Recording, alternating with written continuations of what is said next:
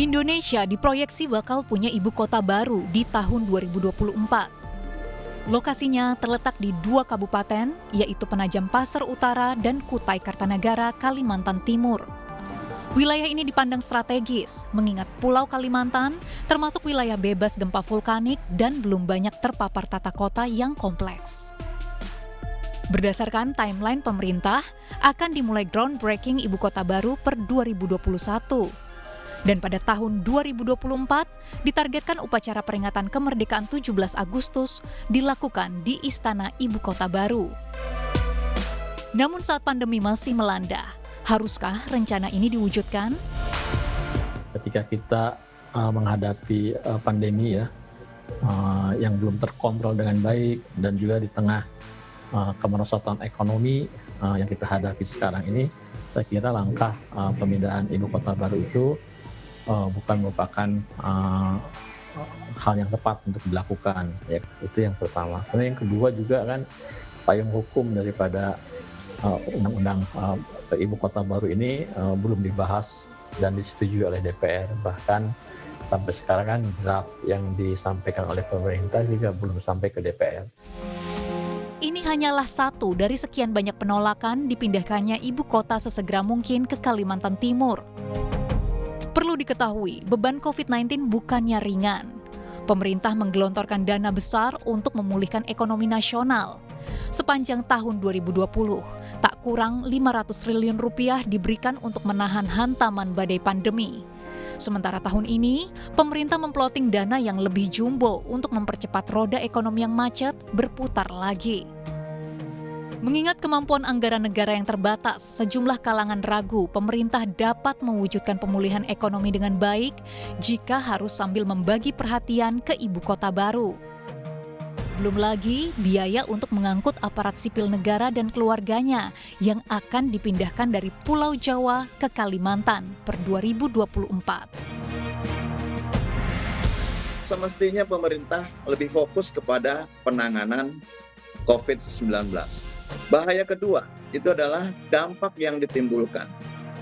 Boleh jadi orang di sekeliling presiden yang memberikan masukan tidak secara objektif melihat kondisi masyarakat saat ini. Saya yang turun ke lapangan, saya turun ke bawah. Masyarakat itu sekarang sudah sulit.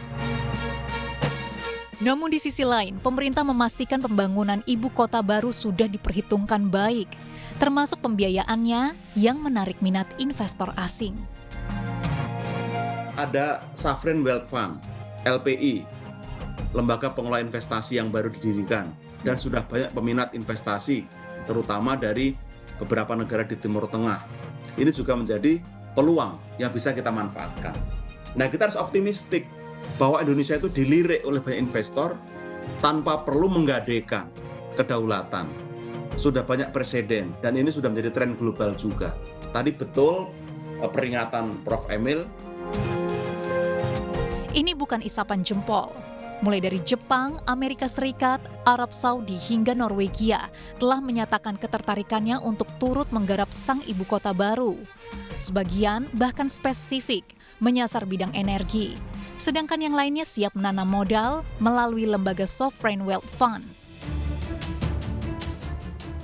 Kehadiran primadona baru di tanah air diyakini mampu mendongkrak ekonomi Indonesia secara signifikan di masa mendatang.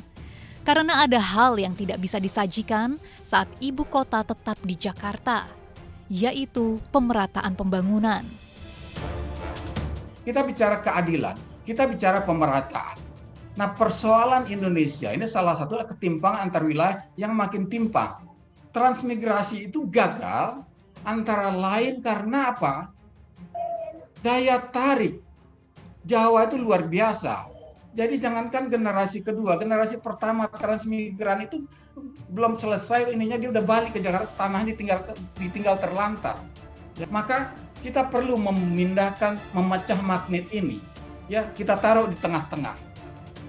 Bukan rahasia umum jika ketimpangan sangat nyata antara pembangunan di Pulau Jawa dan luar Jawa.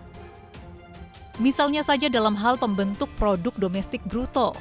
80% pertumbuhan ekonomi tergantung di Jawa, sementara sisanya tersebar di pulau-pulau lain.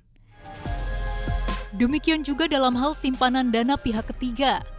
Kementerian Keuangan menyatakan dari sekitar 6.100 triliun rupiah dana pihak ketiga, sekitar 91% terkonsentrasi di Jakarta, dan sisanya yang kurang dari 10% terbagi di 33 provinsi lainnya.